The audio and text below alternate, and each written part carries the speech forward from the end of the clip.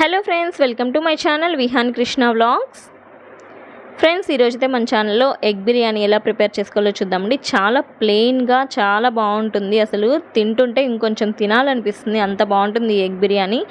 ఎక్కువ హడావిడి లేకుండా చాలా సింపుల్గా అయిపోతుంది. నేనైతే ఎక్కువ లంచ్ బాక్స్కి దీన్ని ప్రిఫర్ చేస్తాను. సో మీరు కూడా తప్పకుండా ట్రై చేయండి. పిల్లలకి కానీ లేదంటే మీ హస్బెండ్కి కానీ చాలా ఈజీగా మార్నింగ్ చేసేసేయచ్చు అండ్ వాళ్ళు చాలా ఇష్టంగా కూడా తింటారు. ఓకే ఫ్రెండ్స్, ఈ వీడియో కనుక మీకు నచ్చితే నా ఛానల్కి సబ్స్క్రైబ్ చేయండి. అలానే పక్కన ఉన్న బెల్ సింబల్ని కూడా కొట్టండి. దాని ద్వారా నేను ఏ వీడియో పోస్ట్ చేసినా సరే మీకు నోటిఫికేషన్లో వచ్చేస్తుంది. ముందుగా కుక్కర్లో అయితే ఒక 2 స్పూన్స్ ఆయిల్ వేసుకొని అలానే 1 స్పూన్ గీ కూడా యాడ్ చేసుకోవాలి. గీ వేస్తే మనకి టేస్ట్ అనేది చాలా బాగుంటుంది. ఆ తర్వాత నేను స్పైసెస్ అన్నీ కూడా యాడ్ చేస్తున్నాను.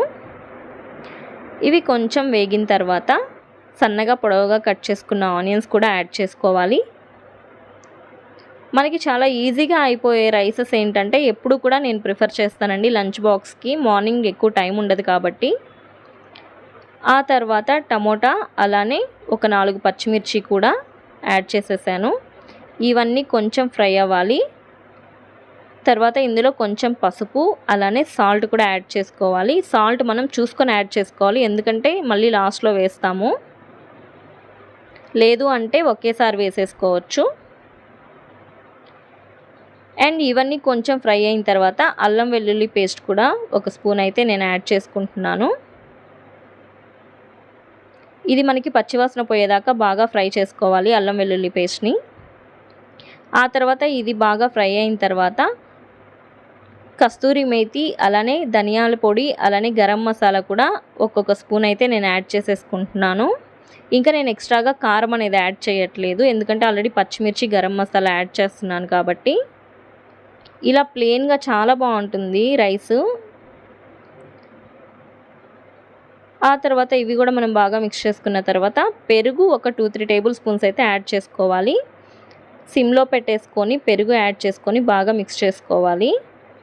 మనకి పెరుగు వేయడం వల్ల టేస్ట్ అనేది వేరే లెవెల్లో ఉంటుంది. అసలు ఎవరైనా ఇప్పటి వరకు ఇలా చేయని వాళ్ళు ఉంటే తప్పకుండా ట్రై చేయండి.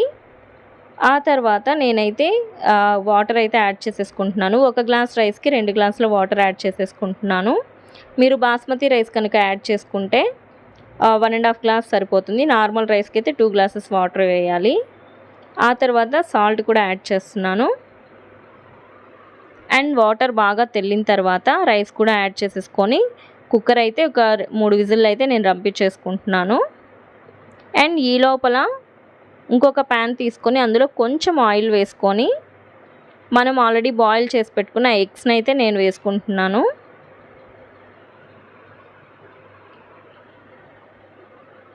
అండ్ ఎగ్స్ మనకి కొంచెం బాగా ఎర్రగా వేగితే చాలా బాగుంటుంది. డైరెక్ట్ రైస్లో వేసేస్తే ఏంటంటే అంత టేస్ట్ ఉండదు. సో ఇలా వేస్తే ఏంటంటే చాలా బాగుంటుంది. ఆ తర్వాత నేను ఇందులో కొంచెం పసుపు అలానే సాల్ట్ ఒక 1/2 స్పూన్ ధనియాల పొడి అలానే చిటికెడు గరం మసాలా కూడా వేసేసి ఎగ్స్ని అయితే బాగా వేయించేసుకుంటున్నాను. చూస్తున్నారు కదా, బాగా ఎర్రగా వేగాలి ఎగ్స్, అప్పుడే టేస్ట్ బాగుంటుంది ఎగ్స్. అండ్ ఇలా వేపుకున్న తర్వాత వీటిని అయితే పక్కన పెట్టేసుకోవాలి. డైరెక్ట్గా రైస్లో వేస్తే ఏంటంటే ఎగ్ అనేది కొంచెం విరిగిపోతుంది. సో అందుకనేసి రైస్ స్ట్రక్చర్ అంతా అప్పుడు పోతుంది. ఈ లోపలైతే 3 విజిల్స్ అయితే వచ్చేసాయి. నేనైతే స్టవ్ ఆఫ్ చేసుకొని కుక్కర్ మూత ఓపెన్ చేసేసాను. చూసారు కదా రైస్ ఎంత పర్ఫెక్ట్గా ఉడికిందో.